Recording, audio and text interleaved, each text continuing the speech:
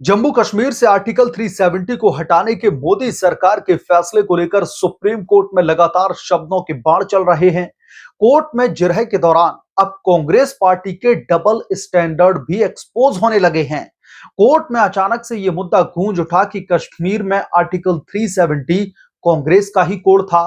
यह कोड कश्मीर को पूरी तरीके से बर्बाद करे उससे पहले मोदी ने इसका परमानेंट इलाज कर दिया। इस रिपोर्ट में हम सुप्रीम कोर्ट में घटित हुए हालिया वाक्य को जानेंगे और यह भी समझेंगे कि 370 को लेकर नेहरू की क्या भूमिका थी और यह कांग्रेस का कोड कैसे था जिसका मोदी ने एक झटके में इलाज कर दिया। इससे भी जरूरी 370 के इर्द गिर्द घूमती रही उस ऐतिहासिक कहानी के बारे में भी बात करेंगे जिसका जिक्र सुप्रीम कोर्ट में अचानक से होने लगा है। आर्टिकल 370 पर सुप्रीम कोर्ट से आ रही बड़ी खबर को हम विस्तार से जानेंगे, लेकिन उससे पहले आपसे आग्रह है कि चैनल को सब्सक्राइब कर लें और अगर आपको वीडियो पसंद आए तो लाइक जरूर करें। देखते रहिए, मुद्दा गर्म है।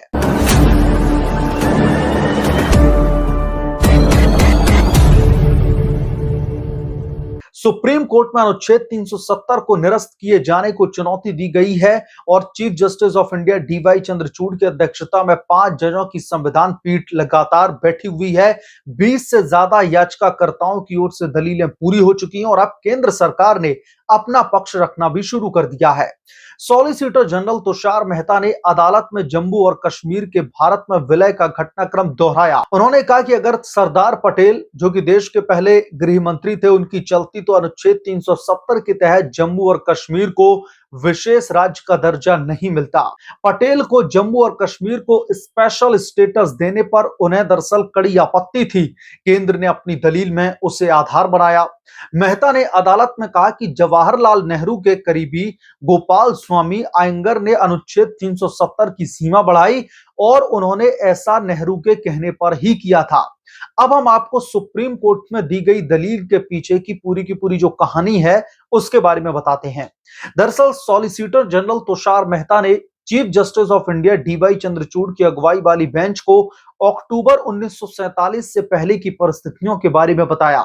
मेहता ने बताया कि 3 जुलाई 1947 को पटेल ने डोगरा महाराजा हरि सिंह को पत्र लिखकर के कहा था कि भारतीय डोमिनियन के साथ ऐतिहासिक और पारंपरिक संबंधों के कारण कश्मीर को बिना देरी किए भारतीय संघ में शामिल होना चाहिए।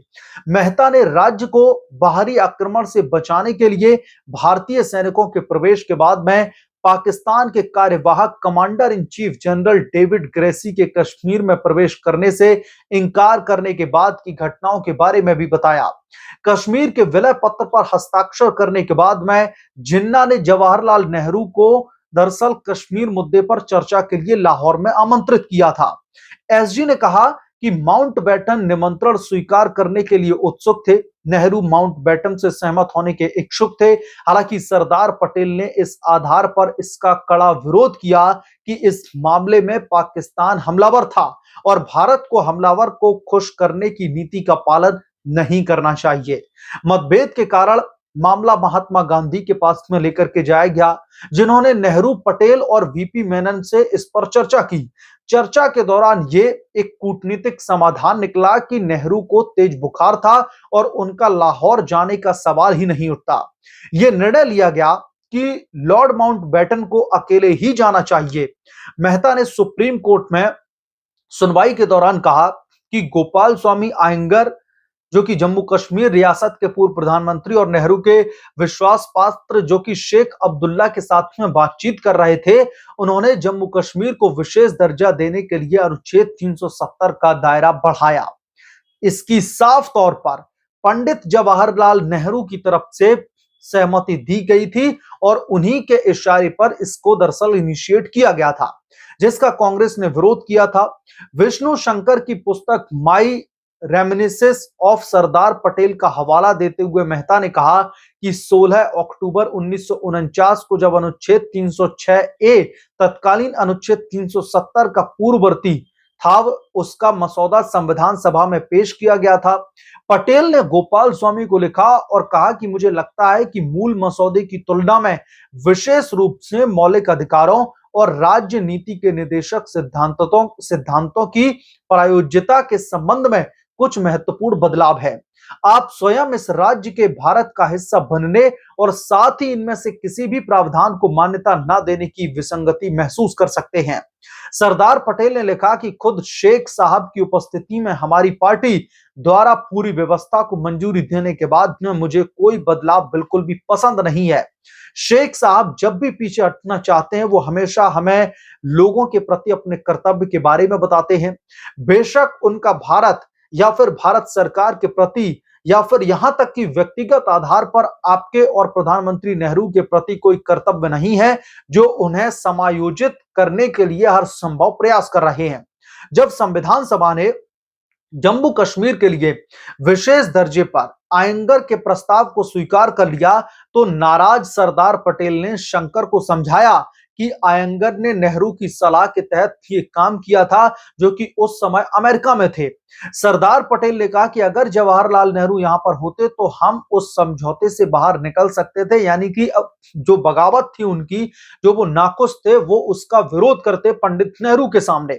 लेकिन मैं गोपाल स्वामी के साथ में ऐसा कैसे कर सकता था, जो कि केवल आदेशों का पालन कर रहे थे, यानी कि वो तो सिर्फ कठपुतली थे, असली गेम तो नेहरू खेल रहे थे। अगर मैंने ऐसा किया होता तो लोग कहते कि जब वो दूर थे तो मैं उनके यानी कि नेहरू के विश्वास पात्र से बदला ले रहा था। मेहता के मुताबिक पटेल नाराज थे लेकिन निराश नहीं थे। पटेल ने कहा था कि आखिरकार न तो शेख अब्दुल्ला और ना ही गोपाल स्वामी स्थायी थे। भविष्य भारत सरकार की ताकत और हिम्मत पर निर्भर करेगा, और अगर हमें अपनी ताकत पर भरोसा नहीं है तो हम एक राष्ट्र के रूप में अस्तित्व में रहने के लायक नहीं हैं। गोपाल स्वामी आयंगर का नाम जम्मू और कश्मीर के विलय का इतिहास पढ़ते हुए बार बार आता है। वो 1937 में जम्मू कश्मीर के प्रधानमंत्री बनाए गए थे। कश्मीर पर महाराजा हरि सिंह की हुकूमत थी, मगर ब्रिटेन के दबाव में उन्हें पीएम की नियुक्ति करनी पड़ी थी। बतौर जम्मू कश्मीर के प्रधानमंत्री कार्यकाल खत्म होने पर भी आयंगर जम्मू कश्मीर को लेकर के सक्रिय रहे। जिस समय कश्मीर का भारत में विलय हुआ उस समय प्रधानमंत्री जवाहरलाल नेहरू ने कश्मीर मामलों की जिम्मेदारी आयंगर को सौंप दी। हालांकि आयंगर के पास में नेहरू कैबिनेट में कोई मंत्रालय नहीं था, लेकिन कहीं ना कहीं नेहरू के इशारे पर वो इस पूरी की पूरी पटकथा को अंजाम दे रहे थे। जुलाई 1949 में शेख अब्दुल्ला और 3 अन्य को जम्मू और कश्मीर से संविधान सभा में नामित किया गया। इन्होंने ही राज्य के लिए विशेष दर्जे का प्रावधान जुड़वाया। इसके लिए इन चारों और गोपाल स्वामी आयंगर के बीच महीनों तक बातचीत चली। संविधान सभा में जिस समय बहस चल रही थी उस समय यह अनुच्छेद 306 ए हुआ करता था।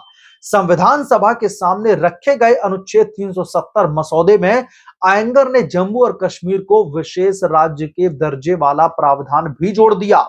सभा ने यह प्रस्ताव स्वीकार भी कर लिया। पटेल नाखुश थे, मगर आयंगर को रोका नहीं, क्योंकि उन्हें लगता है कि जब पंडित जवाहरलाल नेहरू देश में नहीं है तो वो उनके भरोसेमंद आदमी के खिलाफ में बगावत कर रहे हैं, इसलिए उन्होंने इस पर जो है विरोध करना उचित नहीं समझा। नेहरू उस समय विदेश में थे। 3 नवंबर 1949 को पटेल ने नेहरू को लिखा। बड़ी चर्चा के बाद में कांग्रेस पार्टी को मना पाया। जब नेहरू ने अनुच्छेद 370 का ड्राफ्ट तैयार कर उसे संसद से पारित करने की जिम्मेदारी आयंगर को सौंपी तो पटेल ने आपत्ति जताई। जवाब में नेहरू ने कहा कि आयंगर से खास तौर पर कश्मीर मामले पर मदद के लिए कहा गया, क्योंकि वो कश्मीर के बारे में गहराई से जानते हैं और वहां का अनुभव भी रखते हैं। नेहरू ने कहा कि आयंगर को उचित सम्मान दिया जाना चाहिए। एक चिट्ठी में नेहरू ने तल्खी के साथ में पटेल को लिखा कि मुझे नहीं समझ आता कि इसमें आपका यानी कि गृह मंत्रालय कहां से आता है। यानी कि साफ तौर पर पंडित जवाहरलाल नेहरू का सरदार पटेल पर पॉलिटिकल प्रेशर था।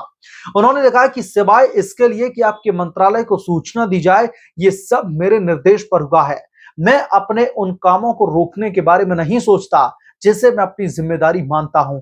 आयंगर मेरे सहकर्मी हैं। यानी कि साफ तौर पर उन्होंने सरदार पटेल को कहीं ना कहीं पॉलिटिकली प्रेशराइज करके इस आर्टिकल 370 को जम्मू कश्मीर में लागू करवाया और विशेष राज्य का दर्जा भी दिलवा दिया। विशेष जो अधिकार थे वो भी दिलवा दिए, और यही कोड प्रधानमंत्री मोदी ने खत्म करने का काम किया है। बहरहाल इस पूरे के पूरे मामले को लेकर के आपकी क्या राय है, हमें कमेंट करके जरूर बताएं। जल्द मिलूंगा किसी दूसरे बड़े अपडेट के साथ में, तब तक के लिए धन्यवाद। अगर आप लोग चैनल पर नए हैं तो प्लीज चैनल को सब्सक्राइब कर लें, साइड बने बेल आइकन को भी प्रेस कर लें, ताकि जैसे ही मैं कोई नया अपडेट लेकर के आऊं तो उसकी जानकारी सबसे पहले आपको मिले।